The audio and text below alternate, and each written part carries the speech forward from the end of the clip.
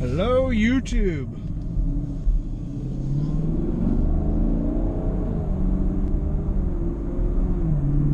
How's it going? Today, I want to talk about reading your owner's manual and how absolutely important it is to understand some of the more intricate details of what you actually bought.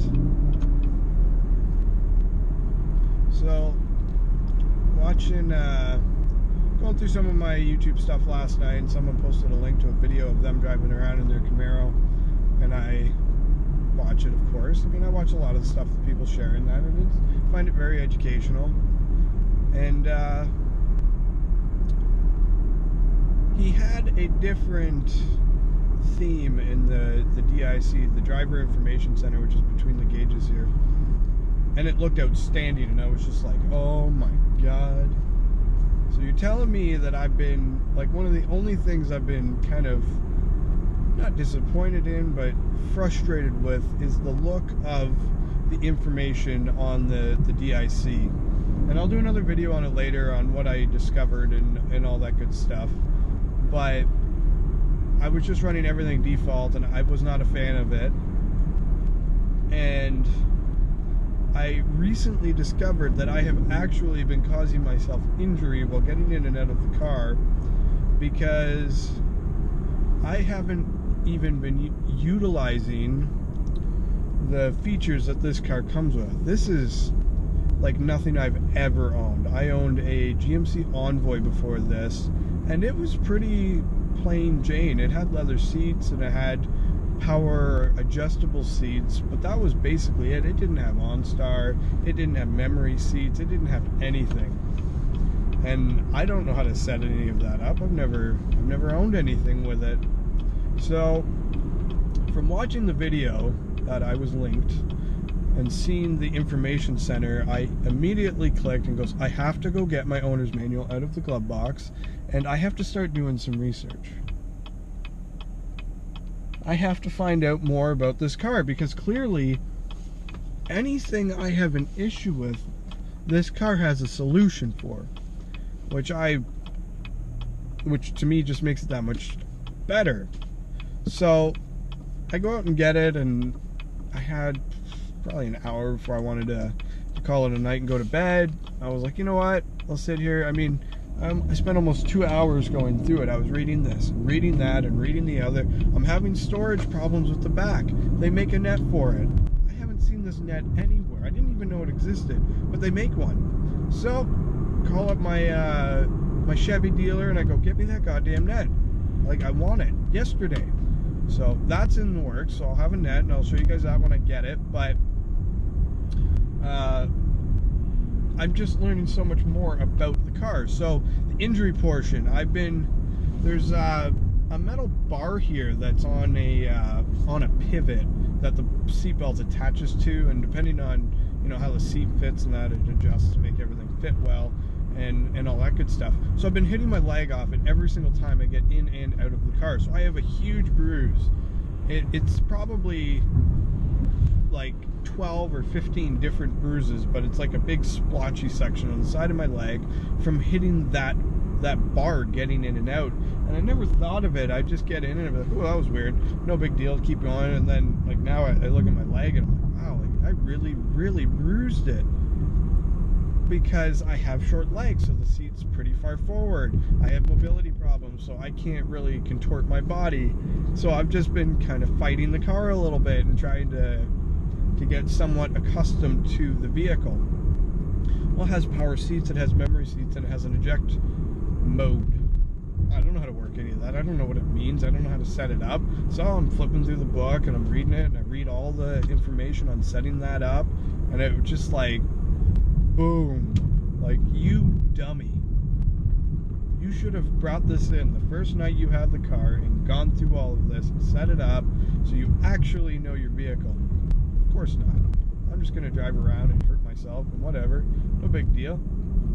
So I don't know, I kind of chuckled about it later, but I was like, it is very, very important to know your owner's manual. And same with this display. I'm looking at it now and, like, it looks so good. I should have had that the day I picked up the car. didn't know about it. And the dealership, I mean, they're pretty lackluster with what they do for a walkthrough. I mean, you've got a start button, you've got a stereo system, it's got a volume control, gas goes in passenger side. I mean, it's pretty straightforward. And it's a car. It drives like a car. You have a license, you know how to drive the car, enjoy it. So, just spending time and playing with all the different features and playing with all the different stuff this car does, it's pretty incredible, I must say. And the driver information center here, it has three different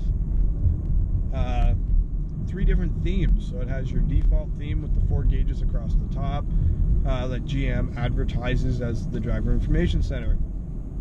But it shows the navigation in the little rectangle, and everything about it's just kind of like, yeah. The compass portion is pretty neat because it looks like a big wheel that rotates around, but it's behind my steering wheel, so I can't even see it. I couldn't tell you which direction I'm headed unless I put it in the heads-up display, which I do have it right now. But when I put it in this mode, it turns the GPS into a circle and wraps the compass around it. It actually, it looks really slick. I'll do another video on the driver information center and some of the cool stuff. But I also didn't realize that I had pages turned off on it, which I didn't understand. It just said 4 out of 7 and 7 out of 10, and I don't know what that means. So then I got playing with it, and turns out a lot of the cool performance features I didn't even have enabled. People are posting up their 0 to 60 mile per hour times, or 0 to 100 kilometers an hour for us Canadians, and I don't know what that means. I don't know how they know that. So then I find that I turn all the pages on. I'm one, if it has a feature available, I like to have it at a click of a button. I don't want to have to go turn it on and off every time I want to see it or use it.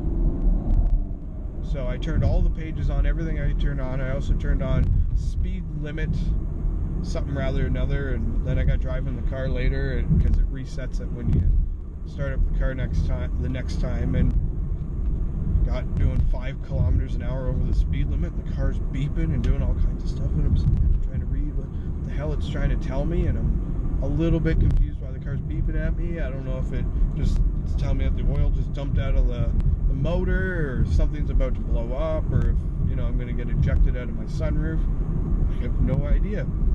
Turns out it's telling me you've exceeded the speed limit, and then every 15 seconds after you've exceeded the speed limit, it comes back up and tells you again you're still exceeding the speed limit. And I'm sitting there just scratching my head. I'm like, this car is insane. It just does everything. It tells you everything, as well as the exhaust noise, which is just freaking amazing. I thought I would have had my new mount to put on the outside of the car, but I don't. A little bit disappointed in that, but it is what it is. When you don't want to pay for Amazon Prime, you sometimes have to wait an extra day or two. Here's what it is. It should be here by the 19th of September, which is manageable. I guess I can wait that long. It's excruciating. But by then, I'm hoping, probably going to go down and get my oil changed this weekend, and then start driving the car, having some fun with it. So, I just wanted to inform you on some of the brain farts I've had and some of the neat things I'm still learning about the car every day. I appreciate all the comments and questions and everything else that's been going on below the videos. It's been pretty awesome, and some of you are extremely enthusiastic about the cars and different cars and just being a part of the community, which is great to see. And I've enjoyed all of that. So, like, subscribe, share, and I will talk to you guys later. Take care.